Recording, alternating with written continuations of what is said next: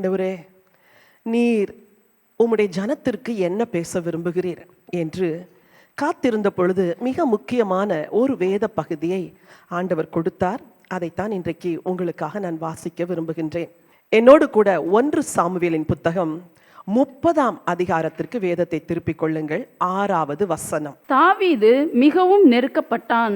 சகல ஜனங்களும் தங்கள் குமாரர் குமாரத்திகள் நிமித்தம் மன கிளேசமானதினால் அவனை கல்லெறிய வேண்டும் என்று சொல்லிக் கொண்டார்கள்.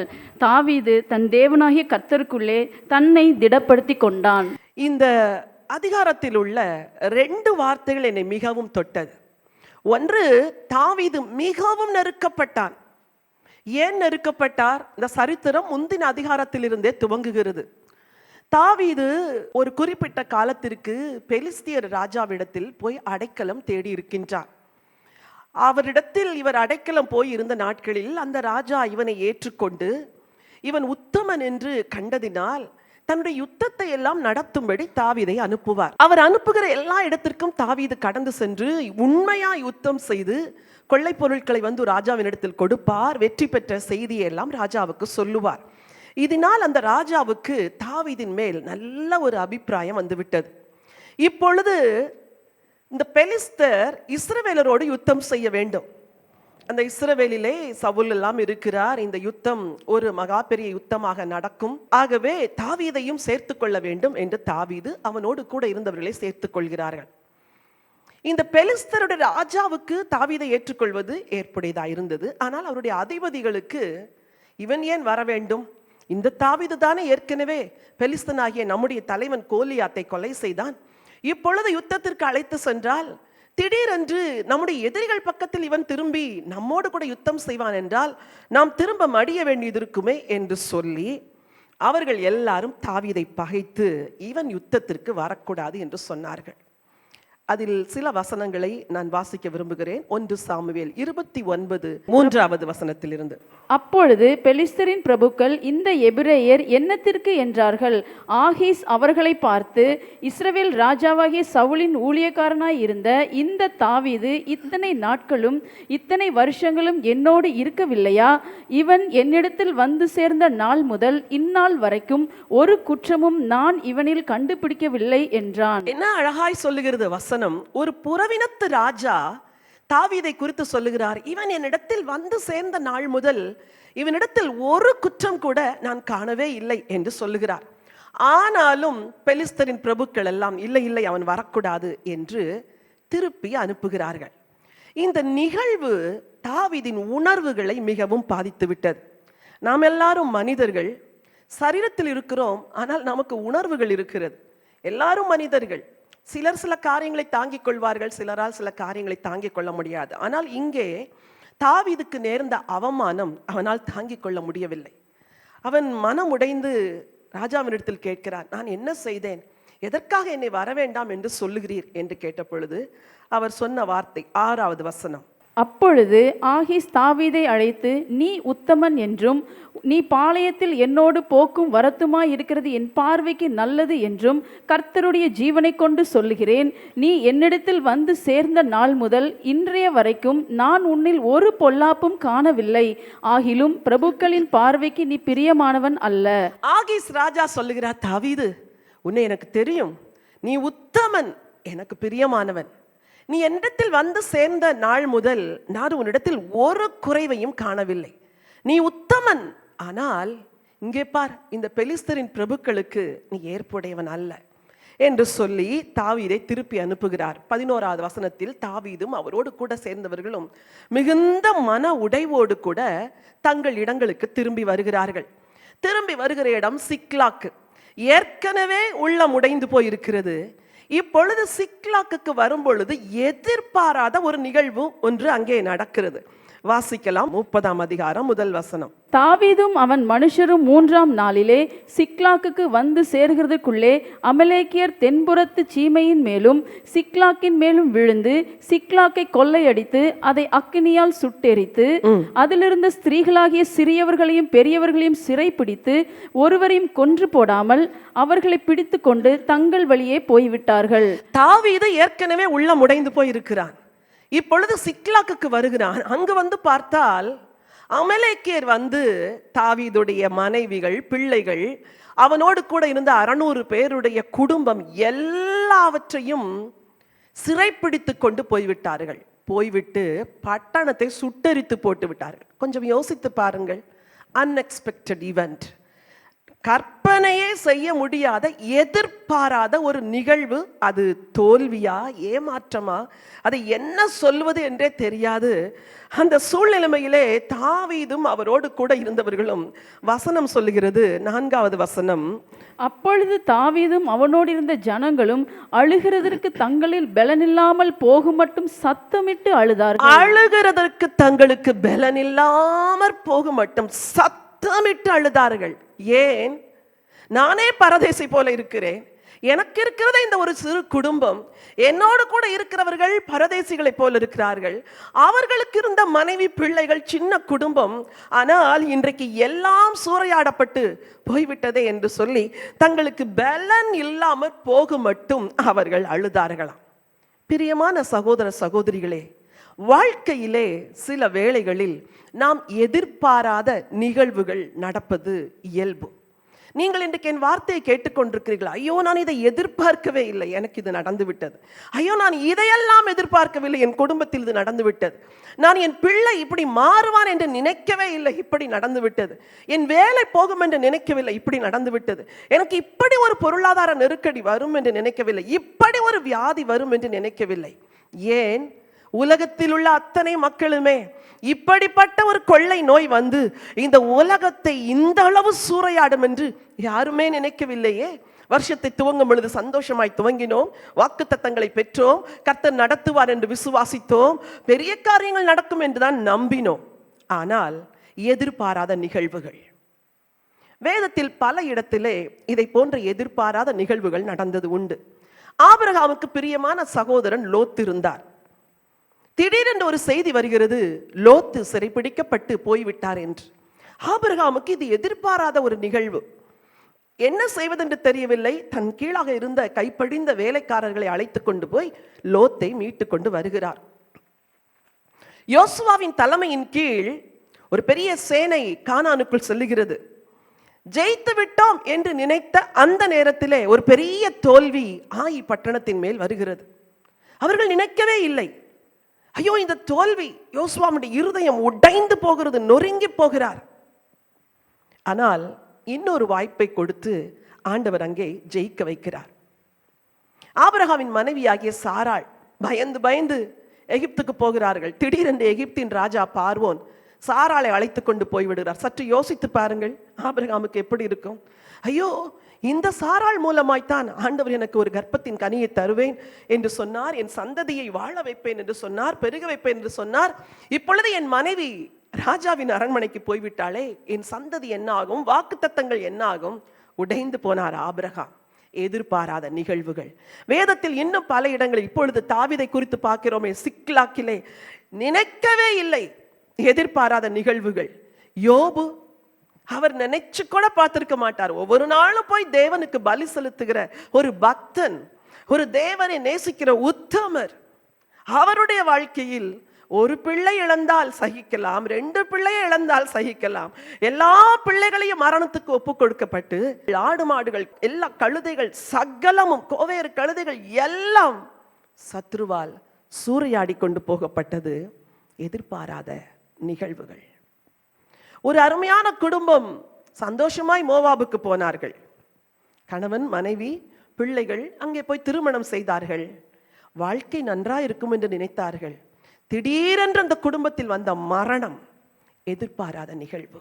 அப்பா அம்மா இருக்கிறார்களா தெரியவில்லை. அந்த 2 சகோதரிகளுக்கு ஒரே ஒரு சகோதரன், அவன்தான் தங்களுக்கு ஆதரவாய் இருப்பான் என்று நினைத்த நேரத்தில் திடீரென்று லாசரு மரித்து விட்டான். எதிர்பாராத நிகழ்வு. ஒரு தீர்க்கதரிசியின் மனைவி, தீர்க்கதரிசி என்னை கடைசி வரைக்கும் காப்பாற்றுவான் என்று நினைத்த பொழுது திடீரென்று தீர்க்கதரிசி மரித்து விட்டார். பிள்ளைகளை எதிராளிகள் வந்து பிடித்து கொண்டு போக வருகிறார்கள். ஐயோ, என்ன செய்வேன் தெரியாது என்று திகைத்தாள். எதிர்பாராத நிகழ்வு. ஆனால் ஆண்டவர் அவளுக்கும் ஒரு விடியலை கொடுத்தார். வேதம் முழுவதிலும் இதை போல எதிர்பாராத நிகழ்வுகள் பலருடைய வாழ்க்கையில் நடந்தது.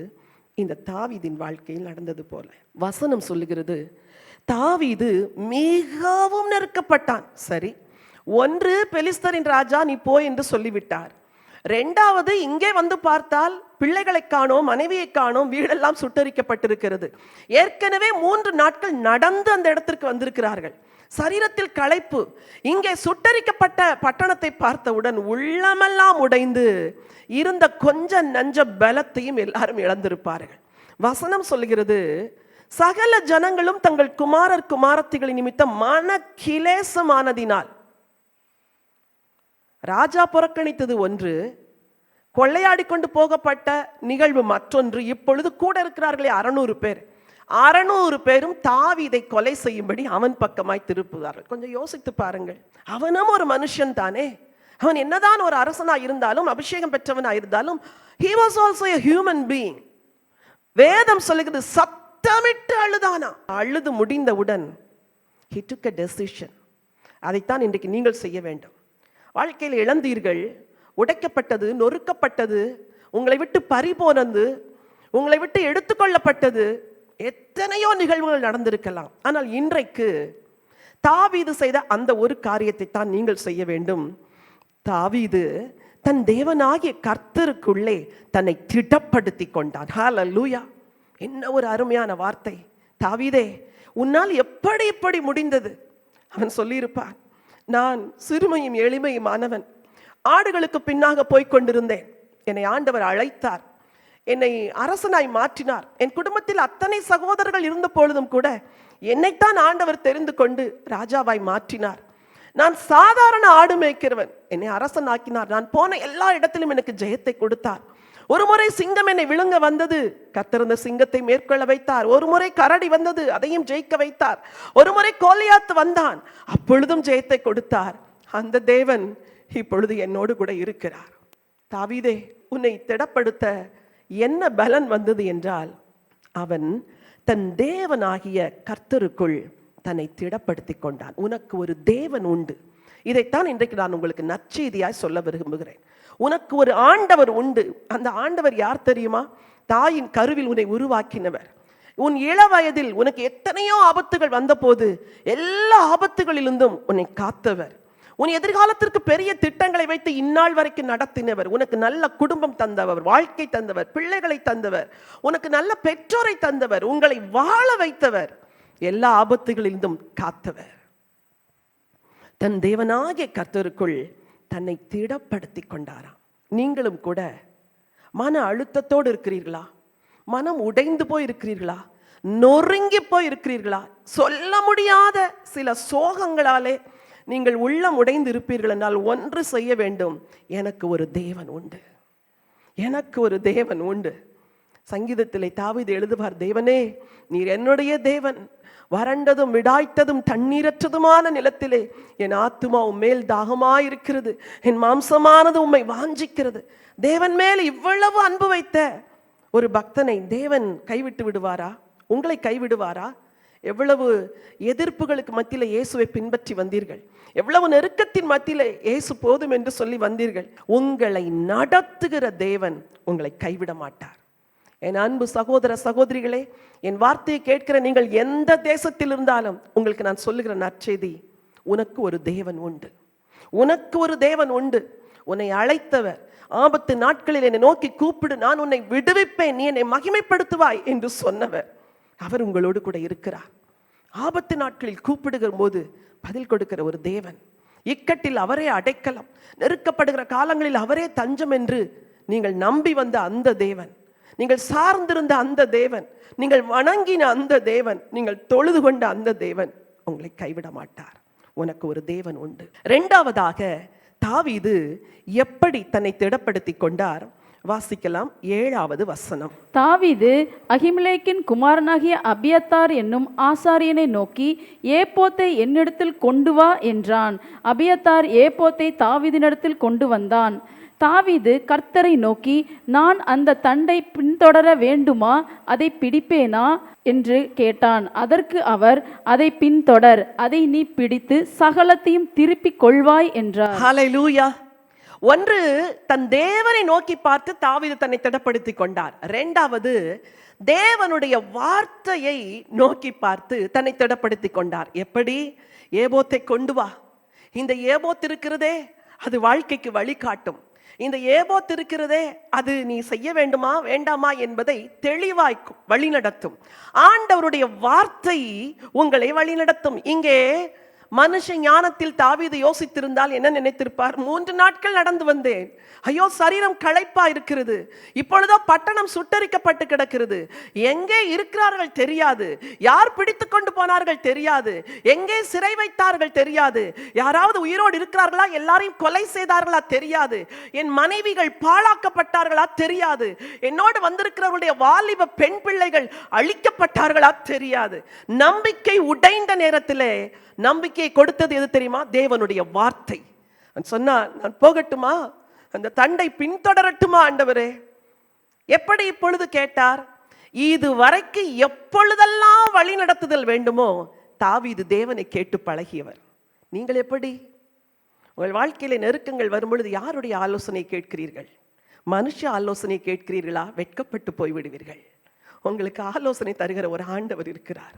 தண்டை பின்தொடரட்டுமா? எனக்கு பலனே இல்லை, நான் போகட்டுமா? போனால் பிடித்துக் கொள்ளுவேனா? என் பிள்ளைகளை மீட்டுக் கொள்ளுவேனா? ஆண்டவர் அழகாய் வழி நடத்துகிறார். அதற்கு அவர், அதை பின்தொடர், அதை நீ பிடித்து சகலவற்றையும் திருப்பிக் கொள்ளுவாய். அல்லேலூயா. தேவனை தவிர வேறு யார் இந்த வார்த்தையை சொல்ல முடியும்? தாவீதே, நீ ஆராதிக்கிற தேவன் உன்னை தப்புவிக்க வல்லவர். தாவீதே, நீ இத்தனை ஆண்டுகள் சேவித்தாயே, அந்த தேவன் உனக்கு சொல்லுகிறார், நீ போ, பின்தொடர், சகலவற்றையும் திருப்பிக் கொள்ளுவார்.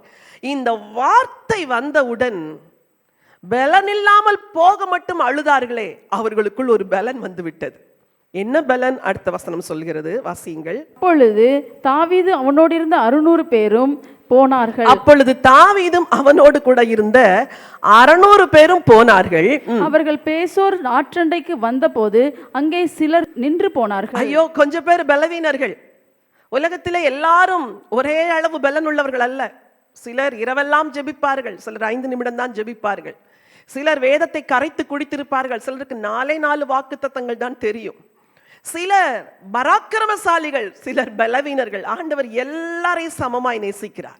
உங்களுக்கு ஒரு பலவீனமுள்ள பிள்ளை இருக்கிறது என்றால், பலமுள்ள பிள்ளையை நடக்க விட்டுவிட்டு பலவீனமுள்ள பிள்ளை சற்று வயதில் பெரிதா இருந்தாலும் அதைத்தான் தூக்கி கொண்டு செல்வீர்கள்.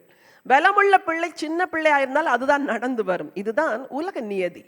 இங்கே 200 பேர் விடாய்த்து விட்டார்கள். முடியாது தாவீது, எங்களால் வர முடியாது, எங்கள் பிள்ளைகளை மீட்க எங்களுக்கு பலன் இல்லை. தாவீதே, நாங்கள் உம்மை நம்பி இருக்கிறோம். தாவீதே, நீர் போனால் மீட்டு கொண்டு வருவீர் என்று உம்மை நம்பி நாங்கள் அனுப்புகிறோம். எங்களால் முடியாது. நீங்கள் இன்றைக்கு அப்படித்தானே இருக்கிறீர்கள். என்னால் முடியாது ஐயா. தாவீதின் குமாரனாகிய இயேசுவே, நாங்கள் உம்மை நம்பி இருக்கிறோம், நீர் எனக்காக இதை செய்யும். விடாய்த்து போனவர்களுக்கு வேறு வழியே தெரியவில்லை. இன்றைக்கு வழி தெரியவில்லை என்று திகைத்து இருக்கிறீர்களா? விடாய்த்து போயிருக்கிறீர்களா? உங்களுக்கு ஒரு தாவீதின் குமாரன் இருக்கிறார். அவர் போய் சகலவற்றையும் திருப்பிக் கொண்டு வருவார். அவருடைய வார்த்தை சொன்னது, தாவீதே நீ போ, எல்லாவற்றையும் திருப்பிக் கொண்டு வருவாய். சரி, அவர்கள் 200 பேர் விடாய்த்தவர்கள் நின்றார்கள், மற்றவர்கள் எல்லாம் போகிறார்கள். தாவீதுக்கு ஒரு தேவன் இருந்தார் என்று சொன்னேன். தாவீதுக்கு தேவனுடைய வார்த்தை இருந்தது, ஆகவே தன்னை திடப்படுத்தி கொண்டார் என்று சொன்னேன். இங்கே தேவன் தாவீதுக்கு உதவி செய்கிறார். என்ன உதவி? அடுத்த வசனத்தை வாசியுங்கள். தாவீதோ 400 பேரோடு கூட தொடர்ந்து போனான். 200 பேர் விடாய்த்து போனபடியினால் பேசோர் ஆற்றை கடக்க மாட்டாமல் நின்று போனார்கள். 11. ஒரு எகிப்தியனை வெளியில் அவர்கள் கண்டு அவனை தாவீதினிடத்தில் கொண்டு வந்து, கவனியுங்கள், இவங்க போன வழியில, அந்த வழியில ஒரு எகிப்தியன் விழுந்து கிடக்கிறான். வேதம் சொல்லுகிறது, ஒரு எகிப்தியனை வழியிலே கண்டு, அவன் ஏன் ஒரு மைலுக்கு அப்பாற்பட்ட இடத்துல விழுந்திருக்கலாமே, அவன் எங்கேயோ விழுந்து கிடந்திருக்கலாமே. இவர்கள் போகிற வழியில் ஒரு சகாயம், இவர்கள் போகிற வழியில் ஒரு உதவி. சகோதரி, நீங்கள் முன்னேறி செல்லுங்கள், உங்களுக்கு உதவி வரும். சகோதரனே, உங்கள் வாழ்க்கையை சந்தோஷமாய் நடத்துங்கள், உங்களுக்கு ஒரு உதவி வரும். நீங்கள் எதிர்பார்த்திராத ஒரு உதவியை தேவன் கொடுப்பார். இங்கே அப்படித்தான் கொடுத்தார். வசனம் சொல்லுகிறது, போகிற வழியில் ஒரு எகிப்தியனை கண்டு அவனோ குற்றுயிராய் கிடக்கிறான். அவனுக்கு அப்பமும் தண்ணீரும் கொடுத்து என்ன விஷயம் என்று கேட்ட பொழுது அவன் எல்லா சரித்திரத்தையும் சொல்லுகிறான். ஐயா, அமலேக்கிய இராணுவத்தில் நான் இருந்தேன், அவர்கள் நான் வியாதிப்பட்டவுடன், அந்த வசனம் சொல்லுகிறது, என் எஜமான் என்னை கைவிட்டான், என் எஜமான் என்னை கைவிட்டான். ஐயா, சுகவீனமா இருக்கிற நான் இனி சேனையோடு போக முடியாது என்று என்னை கைவிட்டு விட்டான். அவர்கள் இங்கு வந்து கிரேத்தியர், யூதா மக்கள் எல்லாரையும் சூறையாடி அவர்கள் கொள்ளைகளை எடுத்துக்கொண்டு போனார்கள். நான் பார்த்தேன். நான் சுகவீனமானவுடன் இங்கே விழுந்து விட்டேன், என்னை விட்டு போய்விட்டார்கள். நான் 3 நாளாய் சாப்பிடவில்லை, எனக்கு பலன் இல்லை என்று சொன்னவுடன் தாவீது சொல்லுகிறான், வா, உன்னை என்னிடத்தில் அனுப்பினவர் தேவன். சில வேளைகளில் உதவி நீங்கள் எதிர்பார்த்திராத இடத்திலிருந்து வரும், எதிர்பார்த்திராத நபர்கள் இடத்திலிருந்து வரும். சகாயம், ஒத்தாசை தருகிற பர்வதத்திலிருந்து உங்களுக்கு வரும். இந்த சகாயம் ஆண்டவர் கொடுத்த சகாயம். சரி, 15வது வசனம். தாவீது அவரை நோக்கி, நீ என்னை அந்த தண்டினிடத்திற்கு கொண்டு போவாயா என்று கேட்கிறார். என்னை அந்த தண்டிடத்தில் கொண்டு போவாயா? அவன் கேட்கிறான், ஐயா, அவன்கிட்ட என்ன ஒப்பு கொடுக்காம இருந்தா நான் கூட்டு போறேன். அழைத்து செல்கிறான். அங்கே போய் பார்த்தால் அமலேக்கியர் புசித்து குடித்து தாங்கள் கொள்ளையாடி கொண்டு வந்த பொருட்கள் ஆட்களின் நிமித்தம் சந்தோஷப்பட்டு கொண்டிருக்கிறார்கள். தாவீதும் அவனோடு கூட இருந்தவர்கள் மொத்தம் 400 பேர் தான். அமலேக்கியர் பெரும் கூட்டம். ஒரு நாள் மாலையில் இருந்து மறுநாள் மாலை வரைக்கும் யுத்தம் செய்து அத்தனை பேரையும் ஜெயம் கொள்ளுகிறான், சகலவற்றையும் திருப்பிக் கொள்ளுகிறான். எவ்வளவு பெரிய ஒரு உதவியை செய்கிற தேவன் பாருங்கள். உதவி மட்டுமா செய்தார், ஒரு பெரிய பலனை கொடுத்தாரே. அப்பொழுதுதான் 3 நாட்கள் நடந்து வந்திருக்கிறார்கள். மனதிலும் பலன் இல்லை, சரீரத்திலும் பலன் இல்லை. வீட்டில் போய் நன்றாய் இளைப்பாறலாம், புசிக்கலாம், குடிக்கலாம், பிள்ளைகளோடு நேரத்தை செலவிடலாம் என்று நினைத்த நேரத்திலே எதிர்பாராத காரியம் நடந்துவிட்டது. இப்பொழுது உடனடியாக கடந்து செல்ல வேண்டும். கர்த்தர் போய் என்று சொல்லிவிட்டார். பலனையும் கொடுத்து விட்டார், உதவியையும் கொடுத்து விட்டார். போய் நின்றால் யுத்தம் செய்ய வேண்டுமே. ஒரு நாளெல்லாம் செய்கிறார்கள். முந்தின நாள் மாலையில் இருந்து மறுநாள் சாயங்காலம் வரை. 17வது வசனம் வாசியுங்கள். அவர்களை தாவீது அன்று சாயங்காலம் தொடங்கி மறுநாள் சாயங்காலம் மட்டும் அன்று சாயங்காலம் தொடங்கி மறுநாள் சாயங்காலம் மட்டும் முறியடித்தான். கர்த்தர் சொன்னார் அல்லவா, நீ போ, நான் உன் கையில் ஒப்பு கொடுப்பேன்.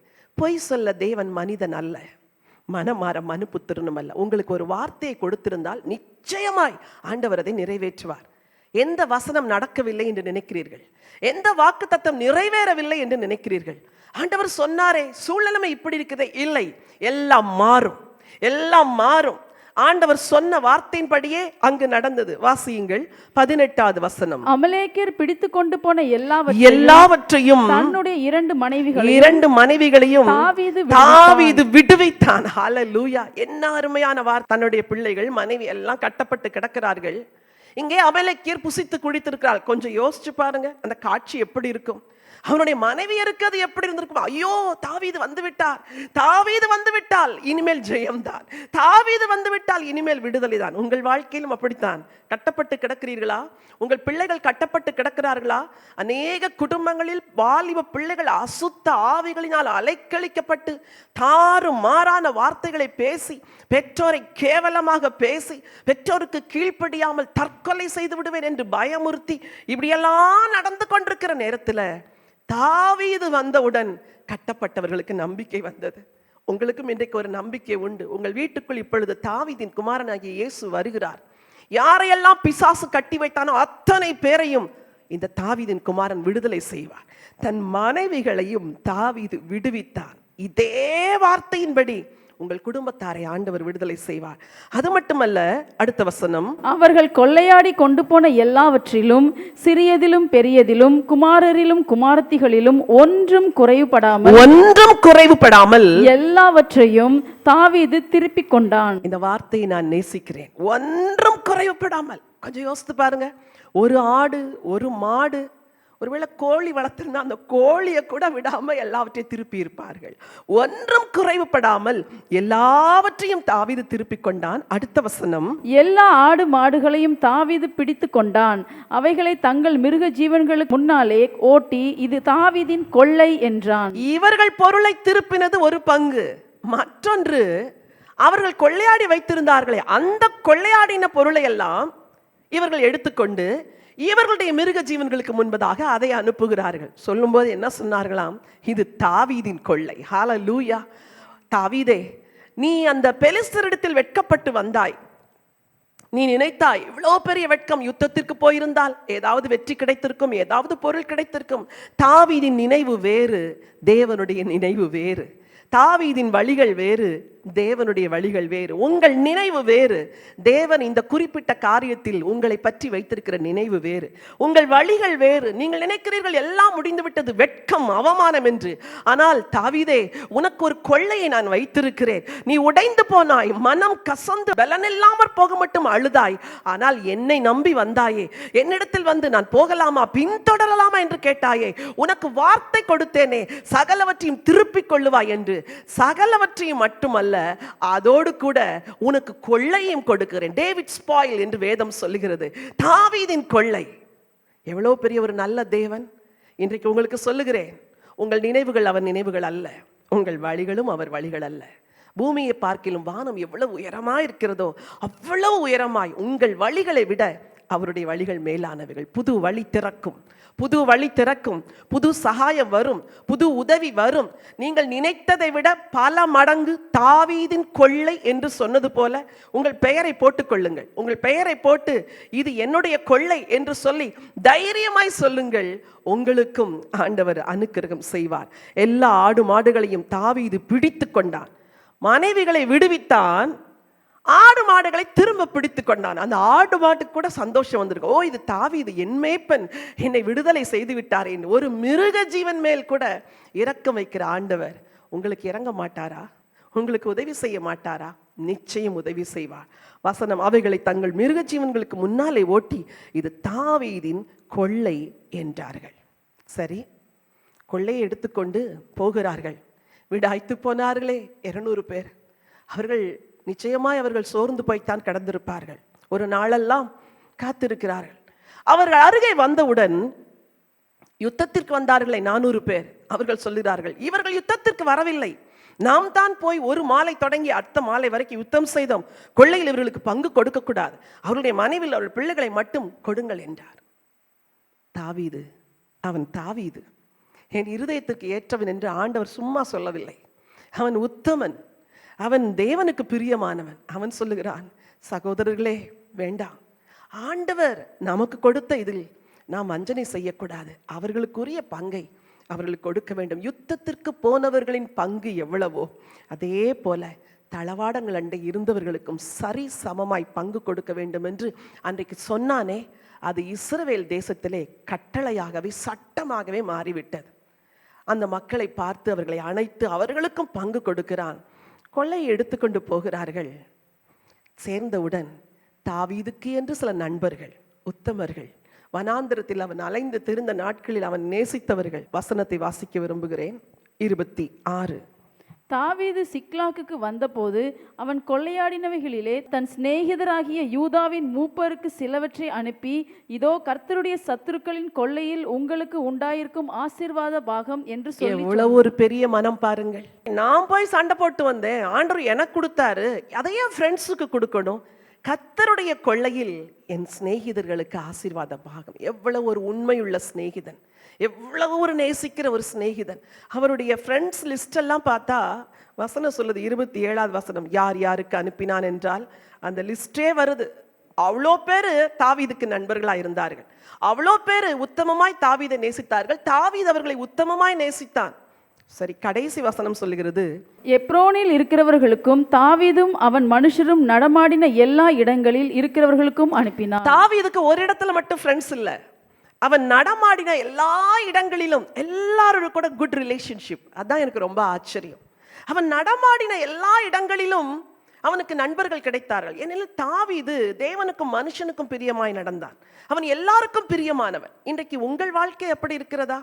எல்லாராலும் ஏற்றுக்கொள்ளப்படுகிற ஒரு வாழ்க்கை வாழுகிறீர்களா? எல்லாரும் அங்கீகரிக்கிற ஒரு வாழ்க்கை வாழுகிறீர்களா?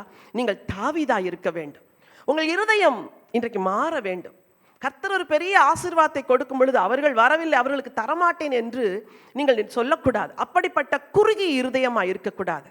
ஆண்டவரே, என் இருதயத்தை தாவீதின் இருதயத்தை போல மாற்றும் என்று உங்களுடைய ஜெபத்தில் ஒரு ஜெபமாய் இன்றைக்கு நீங்கள் ஏறெடுக்க வேண்டும். வசனம் சொல்லுகிறது, தாவீதே நீ போ, எல்லாவற்றையும் திருப்பிக் கொள்ளுவாய். சொன்னபடியே தாவீது திருப்பினான். 5 காரியங்களை உங்களுக்கு நான் சொன்னேன். 1, அவனுக்கு ஒரு தேவன் இருக்கிறார் என்ற ஒரு நம்பிக்கை. 2வது, தன்னை வழி நடத்துகிற தேவனுடைய வார்த்தை இருக்கிறது என்ற நம்பிக்கை. வார்த்தை வந்தது, வார்த்தையின் பேரில் முன்னேறி சென்றார்.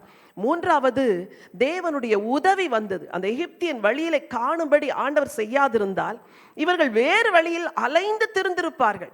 ஆண்டவர் அவருடைய அலைச்சல்களை அறிந்தார், பலவீனங்களை அறிந்தார், நொறுக்கப்பட்ட இருதயத்தை அறிந்து ஒரு சகாயத்தை அனுப்பினார். ஏற்ற வேளையிலே சகாயம் செய்கிற கிருபை உங்களுக்கும் கிடைக்கும் சகோதரனே. சகாயம் செய்யும் கிருபை உங்களுக்கும் கிடைக்கும் சகோதரி. தைரியமாய் கிருபாசனத்தண்டை வாருங்கள். ஆண்டவரிடத்தில் வந்து கேளுங்க, எனக்கு உதவி செய்யும். உதவி வந்தது தாவீதுக்கு, உங்களுக்கும் உதவி வரும். தாவீதுக்கும் அவனோடு கூட இருந்தவர்களுக்கும் யுத்தம் செய்ய பலன் வந்தது. பலத்தை இழந்து போயிருக்கிறீர்களா? மனதிலே கலங்கி போயிருக்கிறீர்களா? தைரியமே இல்லை என்று சொல்லி இருக்கிறீர்களா? என்ன செய்ய போகிறேன் என்று கலங்குகிறீர்களா? உங்களுக்கு ஒரு பலனை ஆண்டவர் கொடுப்பார். இந்த நதியை கடப்பீர்கள், இந்த சமுத்திரத்தை கடப்பீர்கள். ஒரு நாள் வரும், உங்கள் வாழ்க்கை மாறும். தேவன் எல்லாவற்றையும் திருப்பிக் கொள்ள செய்வார். உங்களுக்கு ஆண்டவர் கொடுக்கிற வார்த்தை, நீ சகலவற்றையும் திருப்பிக் கொள்வார். எதை இழந்தீர்கள் எல்லாம் உங்களுக்கு திருப்பி கொடுக்கப்படும். தாவீதின் தேவன் உங்களுடைய தேவனாய் இருக்கிறார். உதவி செய்தார், பலத்தை கொடுத்தார், கடைசியில் ஒரு கொள்ளையையும் கொடுத்தார். இது தாவீதின் கொள்ளை என்று யாரோ ஒருவர் கொள்ளை அடித்ததை தாவீது திருப்பி கொண்டு வரும்படி ஆண்டவர் அனுக்கிரகம் செய்தார். துன்மார்க்கனுடைய ஆஸ்தி நீதிமானுக்காக சேர்த்து வைக்கப்படுகிறது என்று வேதம் சொல்லுகிறது. உங்களுக்கு எங்கிருந்து கொடுப்பாரோ தெரியாது. ஒரு எலியாவிற்கு அரண்மனையிலிருந்து காகத்தின் மூலம் அப்பமும் இறைச்சியும் கொடுத்தவர் உங்களையும் நடத்துவார். தாவீது மிகவும் நெருக்கப்பட்டான். தாவீது தன் தேவனாகிய கர்த்தருக்குள் தன்னை திடப்படுத்தி கொண்டான். ஒரே ஒரு ரகசியம், உங்களோடு கூட இருக்கிற ஆண்டவரை சார்ந்து கொள்ளுங்கள். உங்களோடு இருக்கிற தேவனை நம்புங்கள். இந்த தேவன் சகலவற்றையும் நன்மைக்கேதுவாய் நடத்துவார் என்று விசுவாசியுங்கள். தாவீது நினைத்தார், பெலிஸ்தரை அவமானப்படுத்தி விட்டார்கள், ஆனால் தேவன் அதை கூட நன்மைக்கேதுவாய் தான் செய்தார். ஒருவேளை தாவீது பெலிஸ்தரோடு யுத்தத்திற்கு போயிருந்தால் இந்த குறிப்பிட்ட தூரத்தில் போய் தன் குடும்பத்தை அவன் மீட்டு கொண்டு வந்திருக்கவே முடியாது. அமலேக்கியர் கூட்டிக் கொண்டு போயிருப்பார்கள். அநேக ஸ்திரீகள் பாழாக்கப்பட்டிருப்பார்கள். அநேகர் கொலை செய்யப்பட்டிருப்பார்கள். ஒருவரை கூட கொலை செய்யாமல் எல்லாவரையும் அவன் அழைத்து கொண்டு போகும்படி அவன் இருதயத்தை மாற்றினவர் கூட தேவன். தாவீதே, நீ திரும்பி வந்தது நல்லது, நீ அவமானப்பட்டது நல்லது.